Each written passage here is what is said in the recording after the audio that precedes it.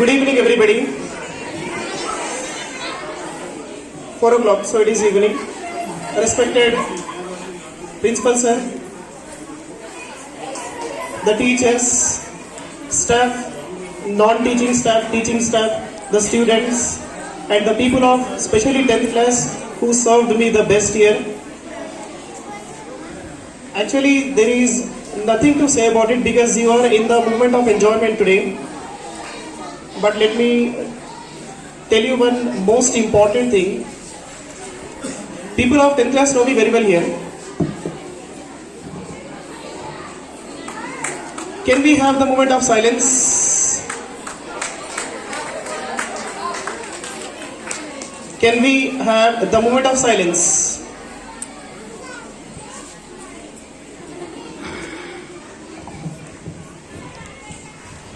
So this has been a very good evening to all of you who have been working since the morning and who have been preparing for the dances, the speeches and all the activities which you have been performed here. So from myself, I congratulate you for this arrangement, especially Principal Sir and all the students over here. See, let me tell you one small story first. And hope you will not get bored of it. So permit me to say. See, there was a lecture going on. So one professor asked one question. What was the question is, he asked one question saying that, which is the most richest place in the world? The most richest place in the world. Some of the students have answered, it is the diamond mines. Some of the students have answered it is the coal mines, gold mines, or else methane from where we are getting it. So there was a complete moment of silence when he answered the best answer. When all the students have failed to answer what was the most richest place in the world. So the answer that he said was symmetry. Symmetry, not the symmetry from mathematics. It's a symmetry. Symmetry means a burial ground. You know where people are buried in the graveyard. So the answer was the most richest place in the world was graveyard. Even you might be astonishing that what am I speaking right now?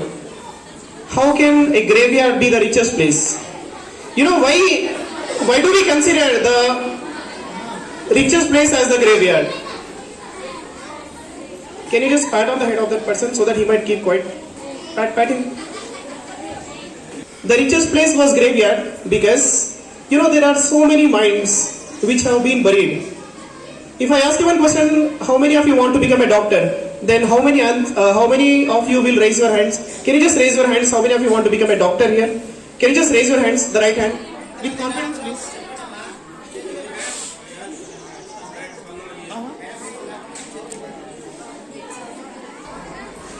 Even my professor was symmetry. Burial ground is the richest place in the world. So the reason for that answer was because there are so many minds which are buried under the ground. So what the question I asked you is, how many of you want to become a doctor? Some people would raise your hand. If I ask you the question, how many of you want to become a lawyer? Then most of you would be raising your hand. If I ask you how many of you want to become the richest person?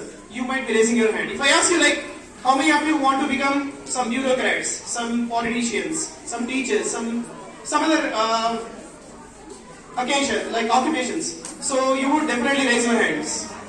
This shows only your confidence. But you know what? Some people who actually buried in the ground, those are the unfulfilled dreams. You know, you always use one word like, my dreams have to be fulfilled.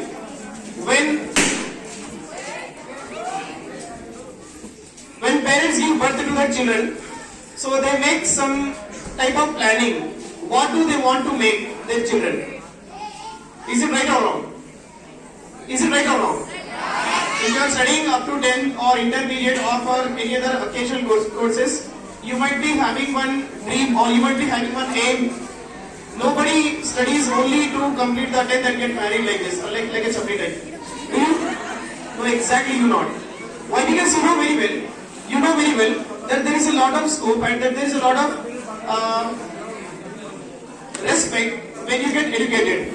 So when you get educated here, the term respect would be surrounded by you. The term respect would be like entangled or engrossed by you. So with that answer, the professor said that here, many of the unfulfilled dreams are buried in the ground. So it is absolutely true.